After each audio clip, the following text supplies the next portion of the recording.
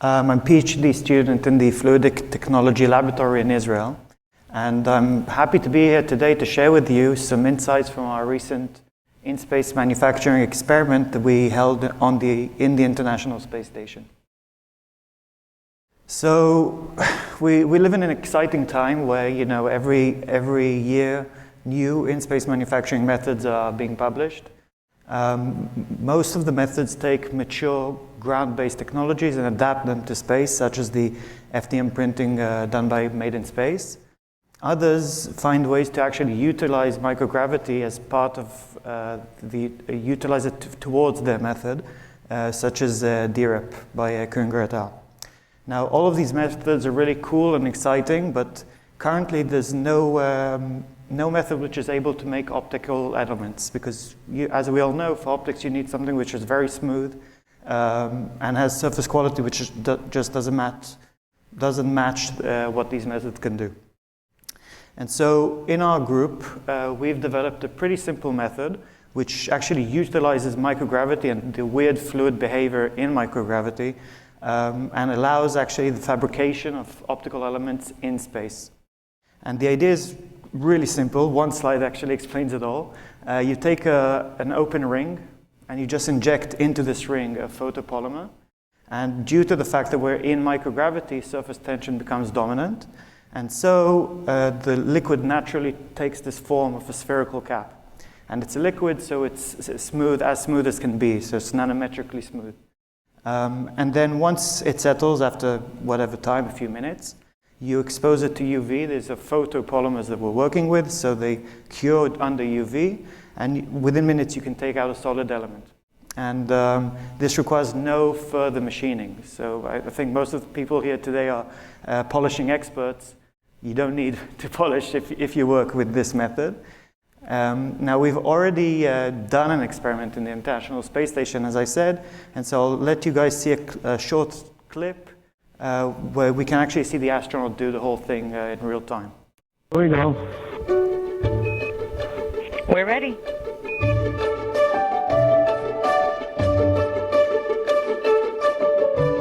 The pipetter tip and the pipetter, and we'll get those bubbles out. We're going to close the lid as gently as possible and wait for the polymer to settle.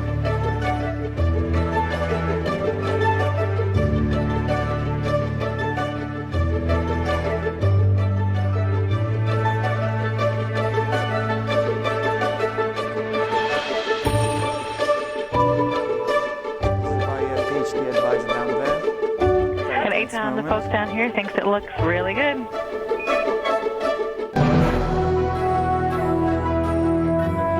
Congratulations for a nearly perfect lens. Oh, that is the best news ever. Yes, yes, yes, yes, yes, yes.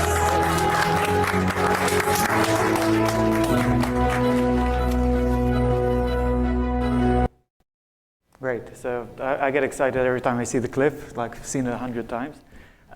So as you saw, this was kind of a successful experiment for us. It was a dream come true. He said nearly perfect, so we can see that we did have some bubbles encapsulated inside the polymer. It was manual injection. There's much more to improve, but it was a proof of concept. And so on the one hand, it was a successful demonstration of the technology. However, we did test several photopolymers, and one of them, specifically its name is Vida Rosa, it's a commercial acrylate, had these blisters on it. And the astronaut saw this in real time. He called it looks like the face of the moon.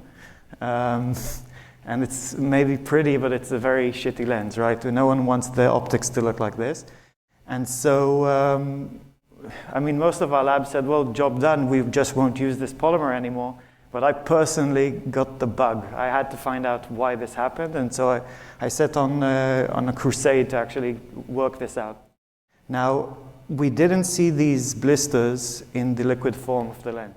So we know that this is something that happens during photopolymerization. We didn't see this in other materials that we tested. And we didn't see this on Earth when we prepared for the experiment. And since when we polymerize Vida Rosa, we don't get these artifacts. So the hypothesis is that due to the fact that we're in a microgravity environment, there's no natural convection, and that may have led the photopolymer to heat up during the photopolymerization. Because as you probably all know, when you polymerize polymers, they usually release a lot of heat. And so to try and test this hypothesis, I took the materials to a TGA analysis, which if you're unfamiliar with, it's pretty simple. You take a small sample of the polymer or whatever material you're working with, you heat it up gradually, and you check how the mass is lost through this either evaporation, boiling, whatever. And we ran that for all three polymers which were tested in the international. We can set some criterion for the mass loss, 5% in this case, and we see that the Norland optical adhesives begin to boil at around 180 degrees Celsius. However, and I was happy to find this, Vida Rosa is a lot more susceptible to boiling, and it's already at 120 degrees, it loses its chemical stability. So this is already a big indicator that this material is less suited for the experiment that we did. But still, it's not, this is like circumstantial evidence, because we don't actually have a measurement from the International Space Station. We don't know if the lens actually reached 120 degrees. It started off at room temperature, so it's kind of a surprising result. And so this was the main motivation which pushed us to develop a thermal model whose whole goal is to actually be able to predict in advance these kind of behaviors. We'll see that it can be used for any kind of photopolymer-based manufacturing process. It's not specific to what we do. So the model, we take some photopolymer who has thermal properties that we know, and it's isolated on all but one side. We expose it to UV from above, which causes it to start to polymerize. And as I said, the polymerization is exothermic, meaning it releases a lot of heat. And this heat can be released only from the top layer, either by convection normally. So on Earth, it would usually be natural convection. You can force it with a fan. Or in space, or specifically inside the International Space Station, it would be just conduction to the surrounding air, which is very inefficient. Now, unfortunately, this becomes a little more tricky. UV light is absorbed very well by photopolymers, so you can't treat it as a constant, and we just model the absorption with the Beer-Lambert law. So up until now, nothing very new. You can open heat transfer books and you'll see this kind of model.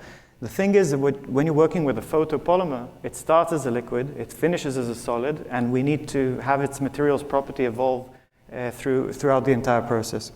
So it makes it a little more tricky. We actually went with the 1D heat equation, and the left-hand side is actually the material properties that change in time. And we also, of course, have a term for the exothermic heat on the right-hand side. You'll have to trust me that you can rewrite the same equation. This is the same equation as above. And the reason I chose to write it in this way is that on the left-hand side, you actually have the temperature in time, which is the thing we care about. We want to know how hot this material becomes. And we see that here we have the conducted heat. It's just conduction between the layers. But the right-hand side, all this big term is a surprising result. It's actually all of the generated heat. And we see that some of the heat is generated by the exothermic reaction, but actually changing material properties also releases heat. And so all of this together is generated heat, and we model it as some delta H, was the total amount of heat released. And it's at a rate, which is the rate of polymerization.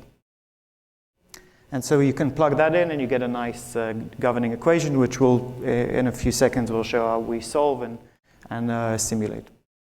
Now, another thing which is very crucial and nice about this form is that unlike the material properties changing in time, which we cannot measure directly, you can measure directly the heat release. So you go to another machine, it's called the UVDSC. Basically, you take your polymer sample, you expose it to UV, and you measure the heat release in time. And so we did this with all three of the photopolymers. The integral under the graph will be the total heat which is released, and the graph itself, the plot, is the change of the polymerization state. So it's how fast it's polymerizing. And we did this for several temperatures and also for several intensities of UV. And we found that it's not very strongly dependent on the isothermic temperature, but it is extremely dependent on the UV intensity. And so we allow ourselves to treat the generated heat as if it's independent of the temperature, but again, very strongly dependent on the UV radiation inside the sample. Great. We have a perfect model, but we have to check if it actually works. So we built an experimental setup to validate the model. Basically, a Petri dish, you fill it up with the photopolymer, you expose it to UV, and you measure with these three thermocouples, you measure the change of temperature in time. And it's important to note that we place the thermocouples at different heights so that we can get the measurement at different depths inside the photopolymer. And so these are typical measurements of the experiment, and I'm very proud to show that the model actually predicts pretty well the thermal behavior, and it also manages to capture the change in the depth. So validated. Now this is the result of the work, but it's not as interesting as revisiting the ISS experiment. So I want to talk about that a few minutes. So basically we take the model, and with it we now simulate what happened in the ISS experiment. So it's like detective work, right? So again, I mark off the critical temperatures that we got from the TGA analysis. Above these temperatures, each material is expected to start evaporating and boiling. And we simulate each of the different polymers. So first off, we can see the Norland optical adhesives. We predict with our model that they did reach high temperatures, much higher than what we expected, but happily well under the critical threshold. So, and this, again, we saw that they did not blister in real time. However, the Vida Rosa surpasses its critical threshold by far, and this again agrees with our observations in space. Okay, great, the model works, but again, why didn't we see this on Earth, right? We made hundreds of lenses before we sent the materials to space. We expected to be ready. And so this same model, now we can add the natural convection that we had on Earth when we were preparing.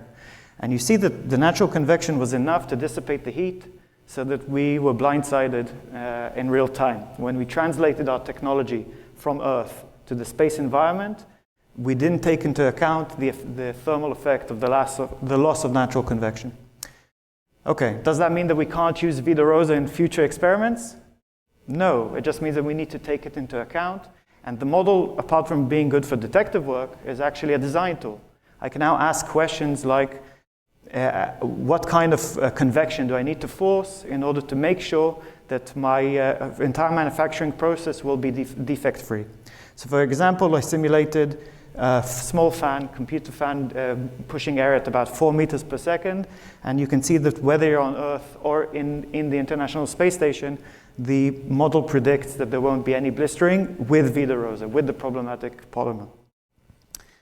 Last thing I want to show you that we asked the model. I would love to recreate these blisters on Earth like the astronauts saw in this International Space Station. And so through the model, we checked which UV intensity would bring it high enough in the temperature. And as you can see, we recreated the blisters in our lab. So future applications.